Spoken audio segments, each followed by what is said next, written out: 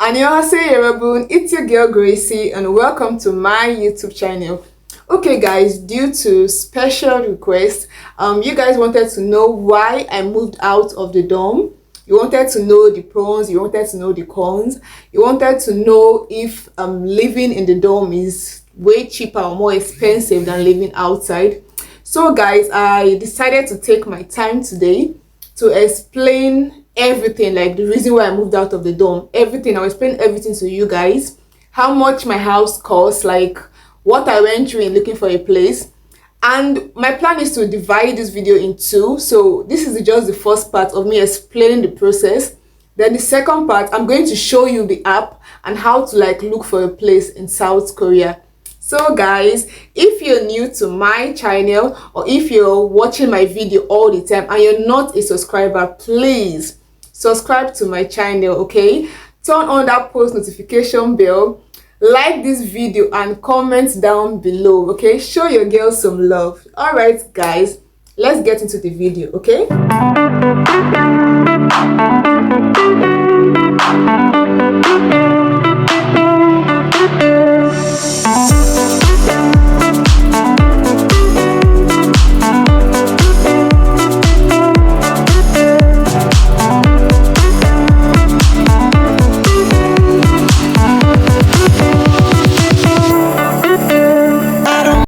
As you guys know, I'm a GKS student living in South Korea and I stayed in the dorm for 5 months and some weeks, and I moved out of the dorm after a while.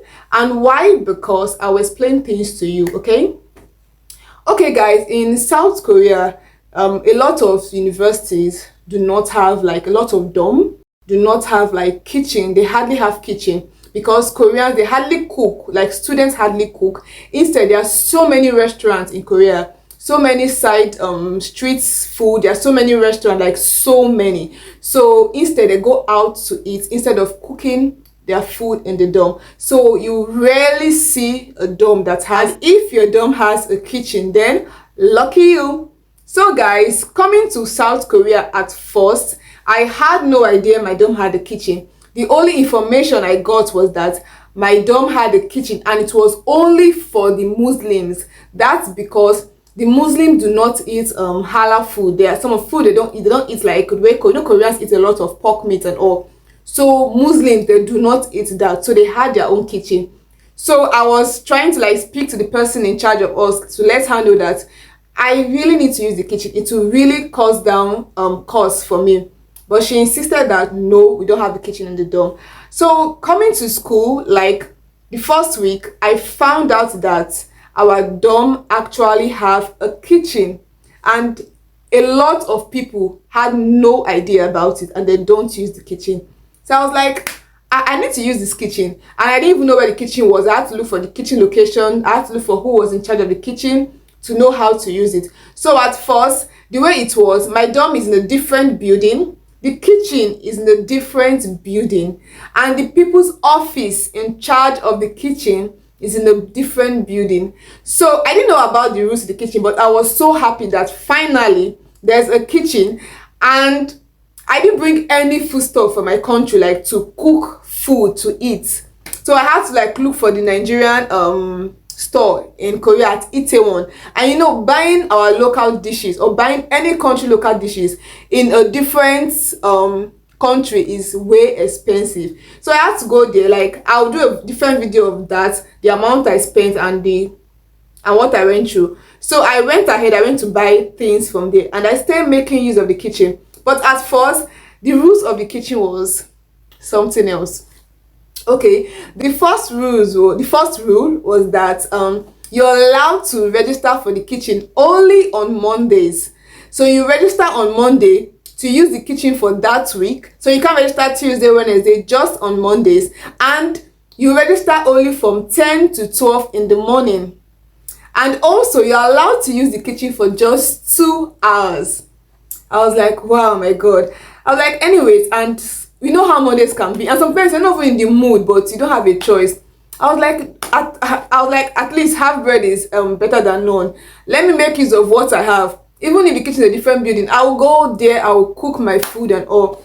So at first, the way it is, Once you want to cook your food, you go to the office of the men in charge of the kitchen. You let them know that you want to cook, and they'll follow you to the other building to where the kitchen is and open the door for you. And after your 2 hours elapses, you leave the kitchen. Okay, at first it was going well. At first, just me and my roommates knew about the kitchen. We were making use of the kitchen. Then, before you know it, a lot of people, not so much, but mostly foreigners in my school, found out about the kitchen and started making use of the kitchen. I didn't have an issue with that, but the only issue with that was that this kitchen is big enough to accommodate up to 20 people. We have 5 gases there, which works very fast. So the rules is that if, for instance, I go to register for my name, right? I go write my name down, I register that I want to make use of the kitchen in the morning on Wednesday, and I don't put, like, I can decide to put how many people I want to how many people want to use the kitchen. But if I write that I'm the only person that wants to make use of that kitchen, and if somebody else wants to make use of the kitchen with me, it's not allowed.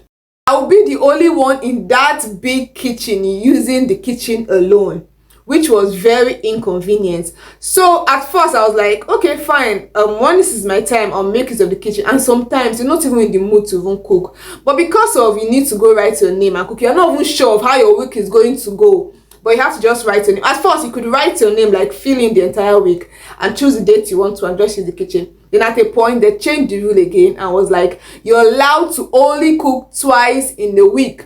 So if you want to write your name, you write your name only twice in a week. It was going well. Then at a point, I go to write my name like 10 in the morning. I go to the men's office. I write my name down. All of a sudden, anytime I go to the office, I'll find out that other people wake up as early as they wake up as early as 9. In fact, some 8. They have gone to because the men, they resume early. They go to the office and they write their name on time. So by the time I check the roster to see which space do I belong or where can I fix in my name, I'll find out that the times that are there or the spaces that are left for me are in the morning. Very inconvenient. Like, I'll be like, what is this? So I'll keep struggling anytime I want, and it's only on Monday you have to write your name. So I have to wake up very early. Imagine me waking up as early as 7 to quickly bath, go to the office and write my name to cook. That was a whole lot. It was so, the whole kitchen situation was not convenient for me. But I was like, fine, at least half bread is better than what? None. I kept on enjoying. Then the part where I just couldn't take it anymore was during the holidays. So the language students were still in section, but the students in the university were on vacation. But we language students were in section, and we foreigners, the foreigners in the school, we don't go anywhere. We actually stay in the dorm because we paid for the holiday. So of course we have nowhere to go. We have to stay in the dorm.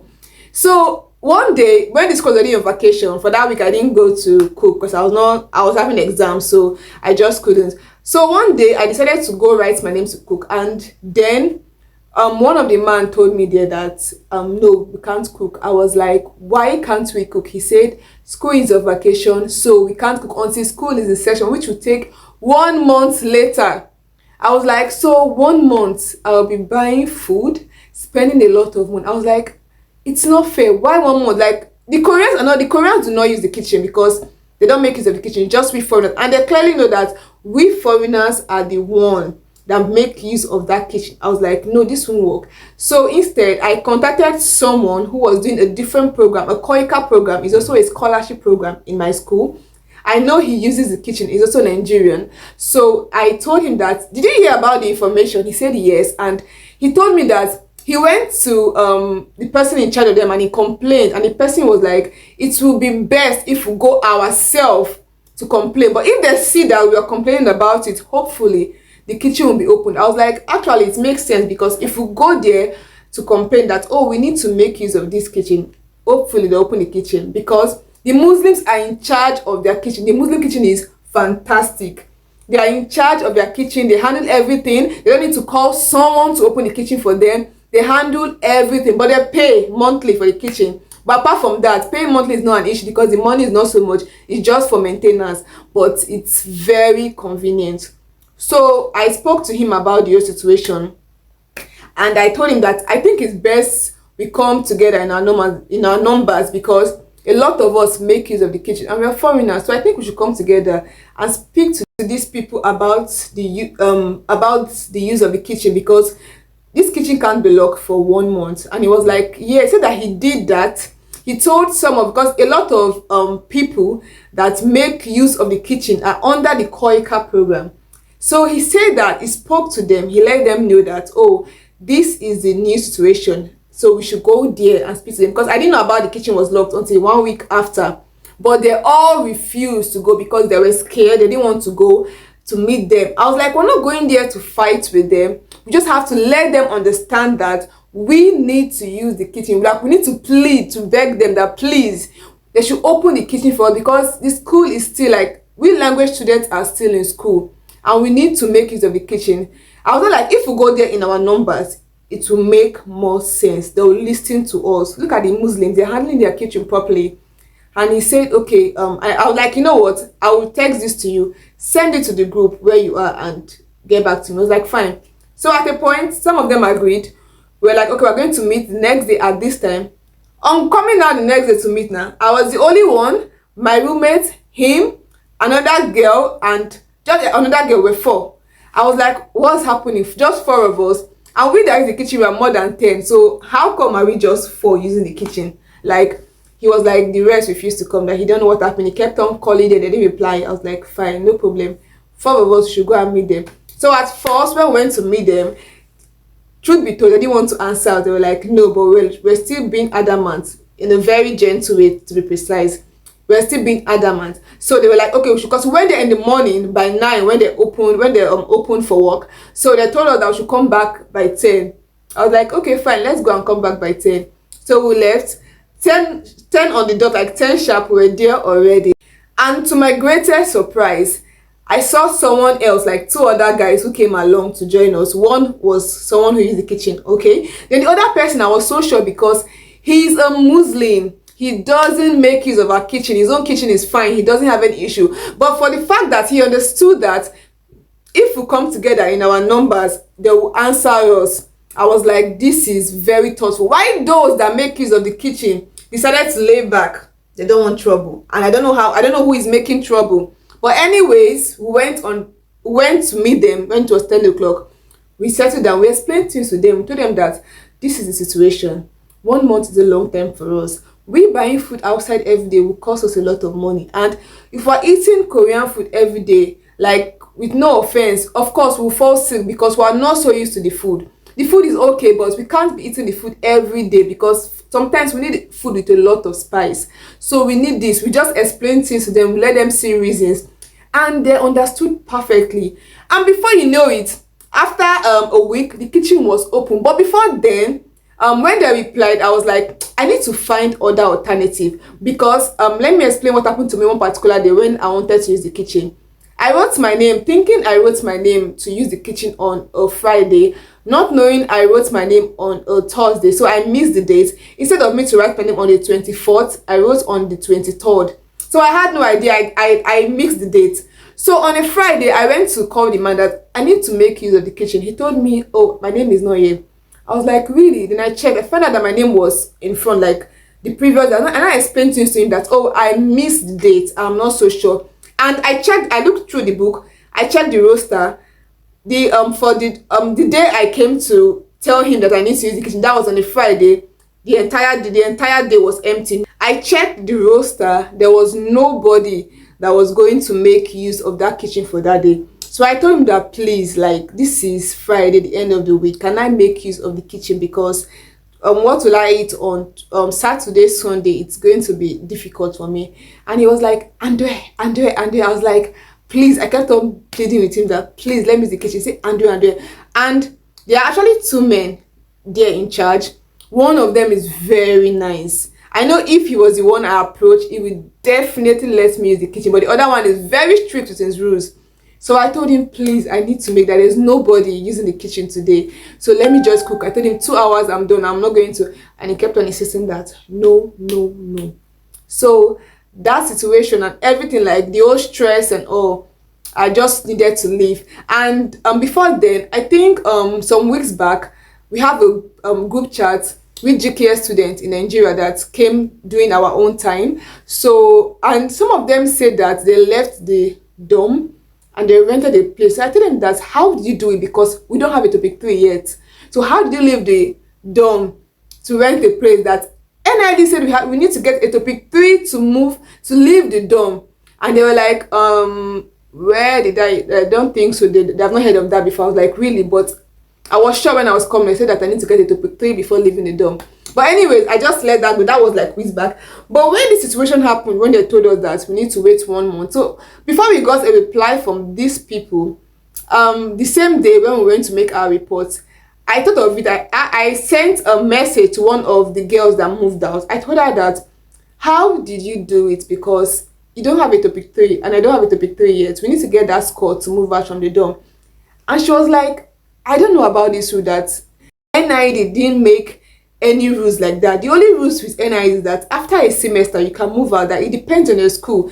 That she had issues with her roommate, so she went to explain to the school that she can't stay with someone who is dirty. She needs to move out. Like, she explained that she had OCD and the school approved that she needs to move. I was like, really? Then after that, I gathered courage. I wrote a long episode to the person in charge of with GKS students in my school. I told her that this and this are the situation, and also my roommate is someone who cannot sleep with the lights on. The lights have to be off. And me, I'm someone who read. I don't mind the light being off or on. I don't mind. But I'm someone who have to read at night. That when it comes to reading at night, I'm always awake throughout the night. I read at night because our classes are in the afternoon. I read at night, sleep in the morning, and go for class in the afternoon. But she is someone who reads in the morning. So like, I just couldn't cope, because what I do is that I go to the library. I come back from the library by 5-6 in the morning, because I need to be in the library where there is light, but she can't use, because I didn't want any trouble with that. And apart from that, there are other things, like so many other things, but I don't want to drop it here, but there are so many. And also, I've been hearing about things about a particular race. I won't talk about it.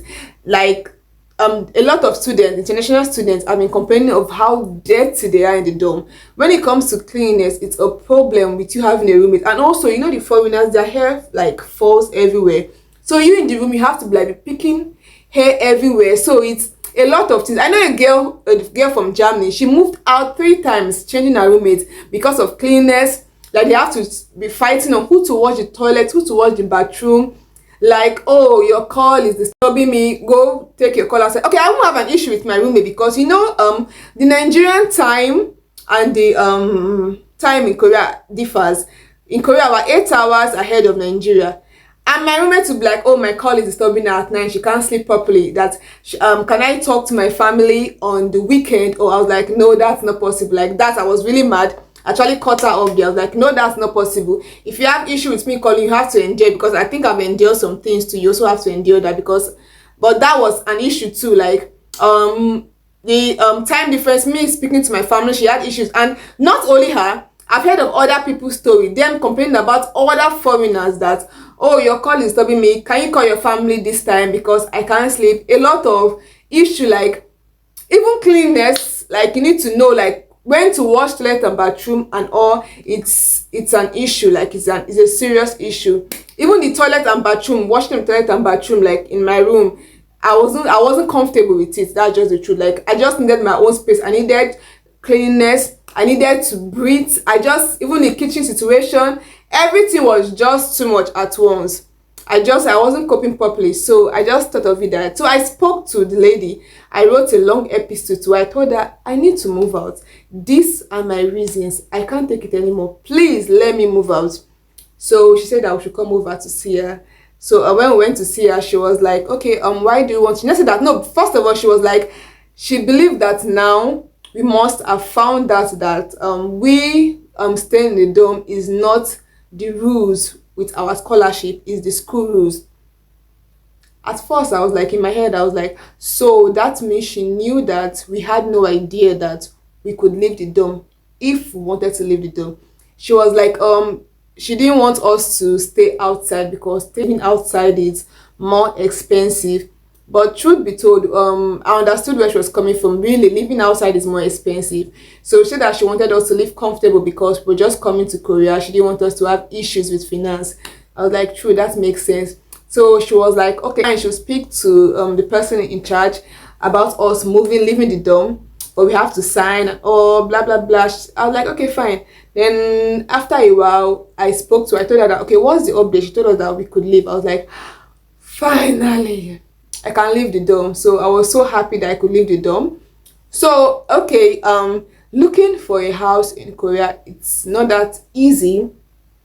There's actually these three app. One is called Tangbang, one is called Shikbang, one is called Carrot. But you can use three of them to look for a place. But the best is the Shikbang to look for a place. That's the best ever to look for a place. But at first, what I did was I went around close to my school. I went around to look for like vacancy because you see I'll paste it. You see like the old stuff saying vacancy, like one room apartment, like you see the old poster outside of each building to let you know there's a one room apartment. So what I did after I know the weather is cold, so I was calling each. I called a lot of numbers. My God, I called a lot of numbers to like, and it was vacant immediately. One good thing is that immediately you call them, anytime you're ready at night, anytime they are ready to answer you. That's the truth. But checking the houses, like I'll see a part that I really like, and there's this little tiny part that I was not comfortable with it, but it was stressful, it was tough because communicating with them in Korea it wasn't easy. So I have to like tell them that they should please send me through a text message, like so that I could read and understand. She was like, oh, they have to send me through text message. I have to locate the place. It was so stressful. So at the point I was like, you know what? I'm done going around to be checking for vacancy. Let me look through this app because most of the houses I was seeing, they are inside the app. Why am I stressing myself? So I was checking through the app and I saw a particular house that was really nice that I like. So I spoke to the agents. I went to the house to look at the house that same day. The house was really nice. I told her that okay, I'm going to get. No, I told her that I'll get back to her. She was like, okay, I should hurry up because this place is cheap and it's really nice. I was like, yeah, I know. I'll get back to her. So that night, I spoke to her. I told her that okay, I'll get the place. Why don't I sign the contract the next day? She was like, okay, fine. He said I should speak to the landlady and she'll get back to me. I was like, okay, fine. So the next day I waited for this lady call. She didn't get back to me. I had to like call her and tell her that what's happening, like I've been waiting for you. I've been awake since because I told you we were going to meet by 10. I've been awake since. I've not heard from you. She was like, oh sorry, someone else signed the contract. I was like, I don't understand. We agreed that I will get the house. So what do you mean someone else signed the contract? And to be honest, I knew that no one did. It was because I was a foreigner. That's why she did that, but it's fine. So she was like, yes, that same night, someone else signed the contract. And I told her that I know we spoke late at night, 10 p.m. at night. So are you telling me that around that time? She said that yes, when I cut the call, someone else called, came and signed. I was like, really, by 10 p.m.? So I was like, okay, fine, no problem. I let the house go. At the point, I was like, this house search, like, is so stressful. Like, there are so many vacancies, but you see a place, there is this, there is that. I wasn't just comfortable with the place. So one fateful Sunday, I saw two places that I like. I was like, do I want this place? I was still drawing my leg. I had to call my mom to let her know that see the place. She was like, this place is nice, Grace, go and get the place. It's actually nice. I was like, okay. I was just so fed up with your process. I was not even in the mood to go search for any place anymore. So I went to the place that was where I'm currently living to check for the place, and immediately I came in here. I was like, this is where I'm going to stay. I loved the place. It was spacious. It's like what I wanted. It felt homely, like I just felt at home. And I told the man, like my agent, and he like, I want this place. So he called the landlord, because the landlord is staying upstairs of my building on the fourth floor. I'm staying on the first floor. So he called the agent to, sorry, he called the landlord to come see me. So the man was so nice. We spoke, and the man's an old man. He doesn't understand any English. So he spoke to me. He greeted me. We spoke. He was like, okay. He just gave his rules and all, which was very okay. It's normal. So I was like, okay, fine. I was not like, okay, what do you do about it? He was like, I should send like a deposit first for them to be sure that, oh, I want the house.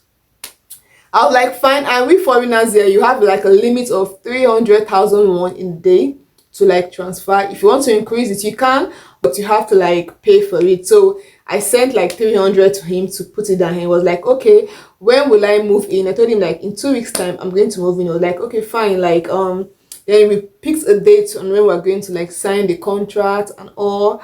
So that was how I actually got to this place. So the difference between staying in the dorm and staying outside. First of all, the dorm is cheaper than stay. If you're cooking, to be precise, if you're cooking, the dorm is cheaper.